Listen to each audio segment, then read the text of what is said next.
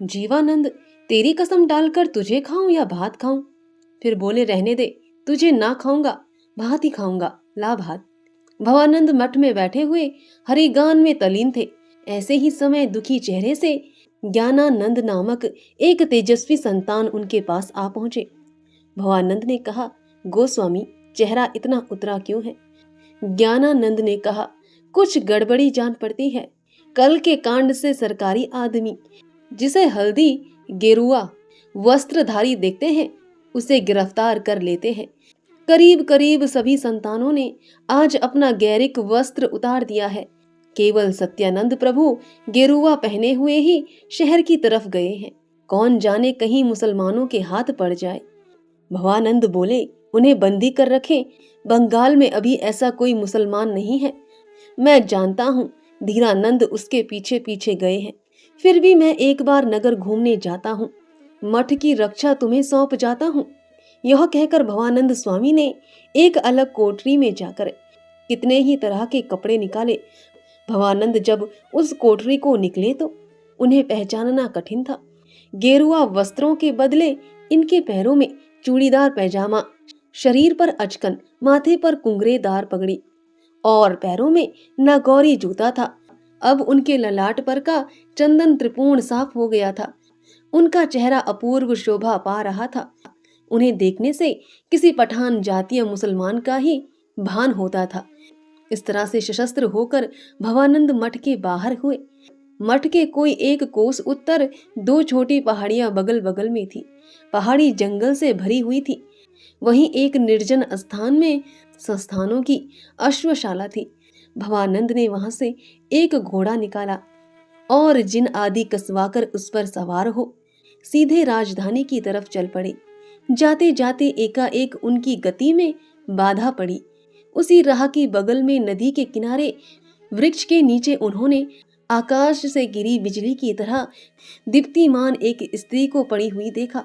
उन्होंने देखा उसमें जीवन के कोई लक्षण दिखाई नहीं पड़ते। विष की खाली डिबिया पास में पड़ी हुई है। भवानंद विस्मित, क्षुब्ध और भीत हुए। जीवानंद की तरह भवानंद ने भी महेंद्र की स्त्री कन्या हो सकती है। भवानंद के सामने संदेह के लिए वे कारण भी न थे। उन्होंने ब्रह्मचारी और महेंद्र को बंदी रूप में ले जाते भी न देखा था। कन्या भी वहां न थी। केवल डिबिया देखकर उन्होंने समझा कि इस स्त्री ने विष खाकर आत्महत्या की है। भवानंद उस शव के पास बैठ गए। बैठकर उसके माथे पर हाथ रखकर बहुत देर तक परीक्षा करते रहे। नाड़ी परीक्षा, हृदय परीक्षा आदि अनेक प्रकार से और दूसरे अपरिज्ञात तरीकों से परीक्षा कर मन ही मन कहा, अभी मरी नहीं है, अभी भी समय है, बचाई जा सकती है, लेकिन बचाकर करना भी क्या है। इस तरह कुछ क्षण तक विचार करते रहे और इसके बाद वे उठकर एकाएक वन के अंदर चले गए। वहां से वे एक लता की थोड़ी पत्ती तोड़ लाई। उसी पत्ती को हथेली में मसलकर उन्होंने रस निकाला और उंगलियों से दांत खोल रस को मुंह में टपकाया, कान में डाला और थोड़ा मस्तक में मल दिया। इसके बाद थोड़ा रस उन्होंने नाक में डाल दिया।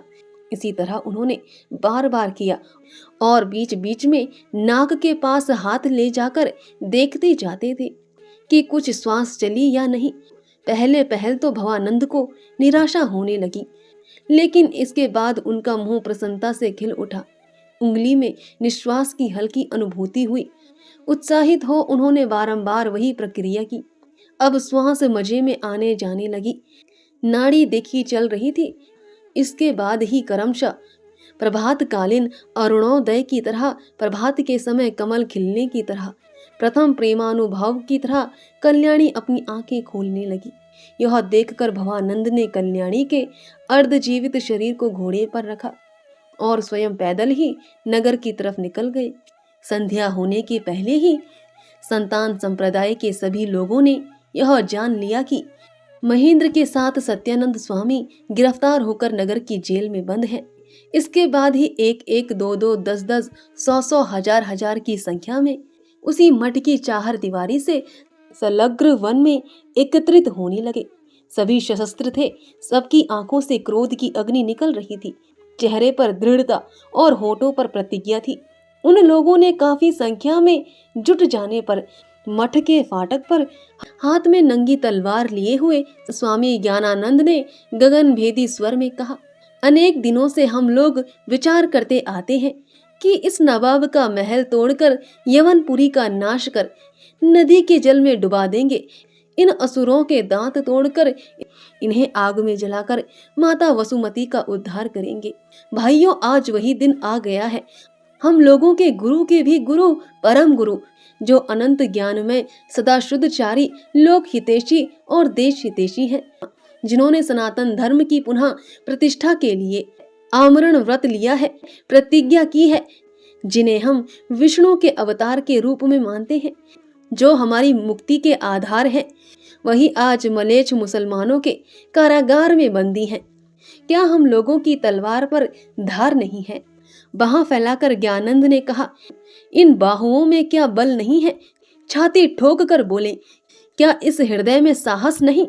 भाइयों बोलो, हरे मुरारे मधुकेट भारे, जिन्होंने मधुकेटभ का विनाश किया है, जिन्होंने हिरणायक, शिपु, कंस, दंत वक्र, शिशुपाल आदि दुराजय असुरों का निधन साधन किया है, जिनके चक्र के प्रचंड निर्घोष से मृत्युंजय शंकर भी भयभीत हुए थे, जो अजय है, रण के विजय दाता है, हम उन्हीं के उपासक हैं। उनके ही बल से हमारी भुजाओं में अनंत बल है। वह इच्छामय है, उनके इच्छा करते ही हम रण विजयी होंगे। चलो हम लोग उस यवनपुरी का निर्दलन कर उसे धूलि में मिला दे, उरा सुकर निवास को अग्नि से शुद्ध कर नदी जल में धो दे, उसका जर्रा जर्रा उड़ा दे। बोलो हरे मुरारे मधुकेट भारे। इसके साथ ही उस कानन में भीषण आकाश कांपने वाले वज्र निघोष जैसी आवाज गूंज उठी, हरे मुरारे मधुकेट भारे। सहस्त्रों कंठों से निर्घोष से आकाश कांपा, वसुंधरा डगमगाई। सहस्त्रों बहुओं के घर्षण से असीम निनाद हुआ। हजारों ढालों की आवाज से कानों के पर्दे फटने लगे। कोलाहल करते हुए पशु पक्षी जंगल से निकलकर भागे। इस तरह जंगल से श्रेणीबद्ध शिक्षित सेना की तरह संतान गण निकल पड़े। वह लोग मुंह से हरिनाम कहते हुए मिलित पद विक्षेप से नगर की तरफ चले। उस अंधेरी रात में पत्तों का मर्म शब्द, अस्त्रों की झनकार, कंठों का अस्फुट स्वर, बीच बीच में तुमुल स्वर में हरिनाम का जय घोष धीरे धीरे तेजस्विता पूर्वक सरोष संतान वाहिनी के नगर में आकर नगर को त्रास्त कर दिया। इस अकस्मात वज्राघात से नागरिक कहाँ किधर भागे पता न लगा। नगर रक्षक हत बुद्धि हो निश्चेष्ट हो गए। इधर संतानों ने पहुंचते ही पहले राज कारागार में पहुंचकर उसे तोड़ डाला, रक्षकों को चटनी बना दिया और सत्यानंद तथा महेंद्र को मुक्त कर कंधों पर चढ़ाकर संतानगण आनंद से नृत्य करने लगे। हरि कीर्तन का अद्भुत दृश्य उपस्थित हो गया। महेंद्र और सत्यानंद मुक्त कर संतानों ने जहां जहां मुसलमानों का घर पाया आग लगा दी। यह देखकर सत्यानंद ने कहा, अनर्थक अनिष्ट की आवश्यकता नहीं, चलो लौट चलें। नगर के अधिकारियों ने संतानों का यह उपद्रव सुनकर सिपाहियों का एक दल उनके दमन के लिए भेज दिया। उनके पास केवल बंदूकें ही नहीं थी, एक तोप भी साथ में थी। यह खबर पाते ही संतानगण आनंद कानन में पलट पड़े। लेकिन लाठी तलवार और छुरों से क्या हो सकता है? तोप के सामने ये लोग पराजित होकर भाग गए। शांति को बहुत थोड़ी ही उम्र में, बचपन में ही मातृ वियोग हो गया था। जिन उपादानों से शांति का चरित्र गठन हुआ है उसमें एक यह प्रधान है। उसके पिता एक ब्राह्मण अध्यापक थे। उनके घर में और कोई स्त्री न थी। शांति के पिता जब पाठशाला में बालकों को पढ़ाते थे तो स्वभावतः उनकी बगल में शांति भी आकर बैठती थी। कितने ही छात्र तो पाठशाला में ही रहते थे। अन्य समय में शांति भी उन्हीं में मिलकर खेला करती थी। कभी उनकी पीठ पर चढ़ती थी, कभी गोद में बैठ खेला करती थी। वे लोग भी शांति का आदर करते थे। इस तरह बचपन से ही पुरुष साहचर्या का प्रथम प्रतिफल तो हुआ कि शांति ने लड़कियों की तरह कपड़े पहनना सीखा। या सीखा भी तो वह ढंग परित्याग कर दिया। लड़कों की तरह कछाड़ा मारकर धोती पहनने लगी। अगर कोई उसे लड़कियों की तरह कपड़े पहना देता था तो वह तुरंत उसे खोल देती थी और फिर कछाड़ा मारकर पहन लेती थी। पाठशाला के बालक कभी जूड़ा बांधते न थे, अतः वह ना तो चोटी करती थी और ना जूड़ा ही। फिर उसे जूड़ा बांध ही कौन देता, घर में कोई औरत तो थी नहीं। पाठशाला के छात्र बांस की फरट्टी में उसके बाल फंसा देते थे और उसके घुंघराले बाल वैसे ही पीठ पर लहराया करते थे। विद्यार्थी ललाट पर चंदन और भस्म लगाते थे, अतः शांति भी चंदन भस्म लगाया करती थी। गले में यज्ञोपवीत पहनने के लिए भी शांति बहुत रोया करती थी। फिर भी संध्यादि नैमित्तिक नियमों के समय वह अवश्य उनके पास बैठकर उनका अनुकरण किया करती थी। अध्यापक के अनुपस्थिति के समय लड़कों ने उसे अश्लील 2-1 संकेत सिखा दिए थे और वे आपस में जो कहानियां कहा करते थे, तोते की तरह शांति ने भी उन्हें रट डाला था, भले ही उनका कोई अर्थ ना जानती हो। दूसरा फल यह हुआ कि बड़ी पर शांति लड़के जो पुस्तकें पढ़ा करते थे उन्हें अनायास ही पढ़ने लगी। वह व्याकरण का एक अक्षर भी जानती ना थी, लेकिन भट्टी काव्य, रघुवंश कुमार संभव, नेश धादी के श्लोक व्याख्या के साथ उसने रट डाले थे। यह देखकर शांति के पिता ने उसे थोड़ा प्राथमिक व्याकरण भी पढ़ाना शुरू किया। शांति भी शीघ्र से शीघ्र सीखने लगी। अध्यापक भी बड़े विस्मित हुए। व्याकरण के साथ उन्होंने कुछ साहित्य भी उसे पढ़ाया। इसके बाद ही सब गोलमाल हो गया। शांति के पिता का स्वर्गवास हो गया। अब शांति निराश्रय हो गई। पाठशाला भी उठ गई, छात्र चले गए, लेकिन वे सब शांति को प्यार करते थे, अतः उनमें से एक शांति को अपने घर ले गया। इसी छात्र ने बाद में संतान संप्रदाय में नाम लिखाकर अपना नाम जीवानंद रखा। हम उन्हें जीवानंद ही कहेंगे। उस समय जीवानंद के माता पिता जीवित थे। उनको जीवानंद ने कन्या का विशेष परिचय दिया। पिता माता ने पूछा, लेकिन अब पराई लड़की का भार अपने ऊपर लेगा कौन? जीवानंद ने कहा, मैं लाया हूँ, इसका भार मैं ही लूंगा। माता पिता ने भी कहा, ठीक है। जीवानंद कुंवारे थे। उन्होंने शांति के साथ शादी कर ली। विवाह के उपरांत सभी लोग इस संबंध पर पछताने लगे। सब लोग समझे तो ठीक नहीं हुआ। शांति ने किसी तरह भी लड़कियों के समान धोती ना पहनी, किसी तरह भी वह चोटी बांधने को तैयार ना हुई। वह घर में भी अधिक रहती ना थी, पड़ोस के लड़कों के साथ बाहर खेला करती थी। जीवानंद के घर के पास ही जंगल है। शांति उस जंगल में अकेली घुसकर कहीं मोरों, कहीं हिरणों और कहीं सुंदर फूलों की खोज में घुमा करती थी। सास ससुर ने पहले तो मना किया, फिर डांट फटकार की, इसके बाद मारा पीटा और अंत में कोठरी में बंद कर दिया। इस डांट डपट से शांति बड़ी क्रुद्ध हुई। एक दिन दरवाजा खुला देखकर बाहर निकली और बिना किसी से कहे सुने कहीं चली गई। जंगल के अंदर टेशु के फूलों को लेकर उनसे शांति ने अपने कपड़े रंग डाले और खासी साधुनी बन गई। उस समय बंगाल में दल के दल सन्यासी घूमा करते थे। शांति भी भिक्षा मांगती खाती जगन्नाथ क्षेत्र की राह में निकल गई। थोड़े ही दिनों बाद उसे सन्यासियों का दल मिल गया। वह भी उन्हीं में मिल गई। उस समय के सन्यासी आजकल जैसे न होते थे। सुशिक्षित, बलिष्ठ, युद्ध विशारद एवं अन्यान्य गुणों से गुणवान होते थे। वे लोग वस्तुतः एक तरह के राज विरोधी होते थे। राजाओं का राजस्व लूट कर खाते थे। बलिष्ठ बालक पाते ही उनका अपहरण करते थे। उन्हें शिक्षित कर अपने संप्रदाय में मिला लिया करते थे। इसलिए लोग उन्हें लकड़ पकड़वा या लकड़ सुंघावा भी कहते थे। शांति बालक सन्यासी के रूप में उनमें मिल गई थी। सन्यासी लोग पहले कोमल देह देखकर उसे दल में मिलाते न थे, लेकिन शांति की बुद्धि, प्रखरता, चतुरता और कार्य दक्षता देखकर आदर पूर्वक उन्होंने उसे अपने दल में मिला लिया। शांति उनके दल में मिलकर व्यायाम करती थी, अस्त्र चलाना सीखती थी, अतः परिश्रम सहिष्णु हो उठी। उनके साथ उसने देश विदेश का भ्रमण किया, अनेक लड़ाइयां देखी और अस्त्र विद्या में निपुण हो गई। क्रमशः उसके यौवन के लक्षण प्रकट होने लगे। अनेक सन्यासियों ने जान लिया कि यह छद्म वेश में स्त्री है, लेकिन अधिकतर सन्यासी उस समय जितेंद्रिय होते थे, इसलिए किसी ने ध्यान न दिया। सन्यासियों में अनेक विद्वान भी थे। शांति को संस्कृत में कुछ ज्ञान है, यह देखकर सन्यासी उसे पढ़ाने लगा। लेकिन क्या काबुल में गधे नहीं होते? जितेंद्रिय सन्यासियों में वह सन्यासी कुछ दूसरे ढंग का था।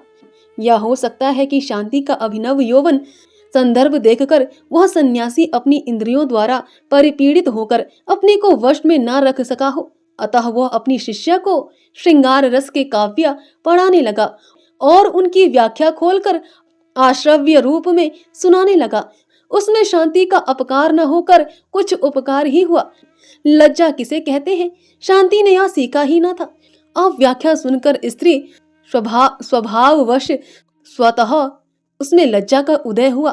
पुरुष चरित्र के ऊपर निर्मल स्त्री चरित्र की अपूर्व प्रभा उस पर छा गई। उसने शांति के गुणों को समाधिक बढ़ा ही दिया। शांति ने पढ़ना छोड़ दिया। सत्यानंद, महेंद्र से मैंने ऐसा ही सुना है। अब संध्या समय उपस्थित है, मैं संध्यादि कृत के लिए जाता हूँ। इसके बाद नए संतानों की दीक्षा की व्यवस्था करूंगा। भवानंद, संतानों की? क्या महेंद्र के अतिरिक्त और भी कोई संतान संप्रदाय में सम्मिलित होना चाहता है? सत्यानंद, हाँ, एक और नए आदमी है। अब से पहले मैंने उसे कहीं देखा नहीं था, आज ही मेरे पास आया है। वह बहुत कोमल युवा पुरुष है। उसकी भाव भंगी और बातों से मैं बहुत प्रसन्न हूँ। खरा सोना जान पड़ता है वह। उसके संतान कार्य शिक्षा का भार जीवानंद पर है। जीवानंद लोगों को चित्त आकर्षण कर लेने में बहुत पटु है। अब मैं जाऊंगा। तुम लोगों के प्रति मेरा एक उपदेश बाकी है, बहुत मन लगाकर उसे सुनो। दोनों ही शिष्यों ने करबद्ध हो निवेदन किया। आज्ञा दीजिए।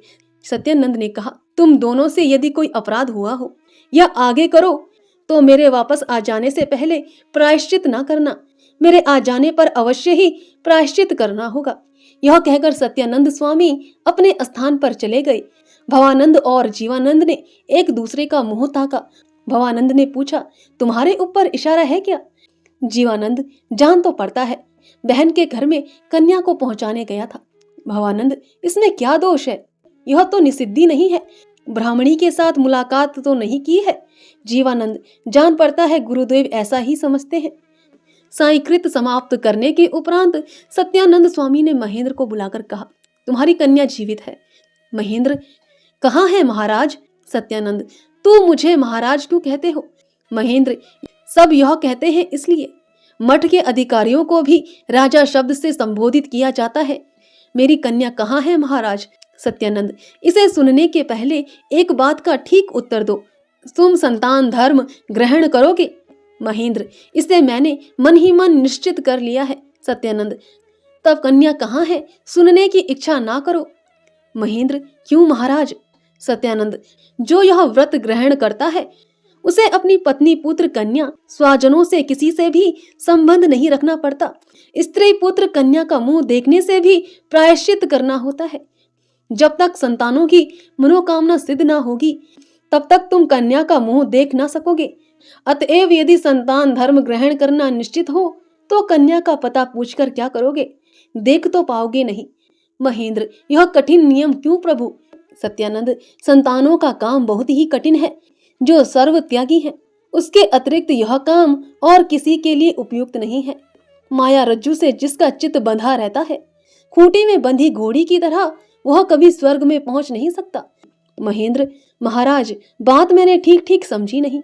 जो स्त्री पुत्र का मुंह देखता है वह क्या किसी गुरुतर कार्य का अधिकारी नहीं हो सकता?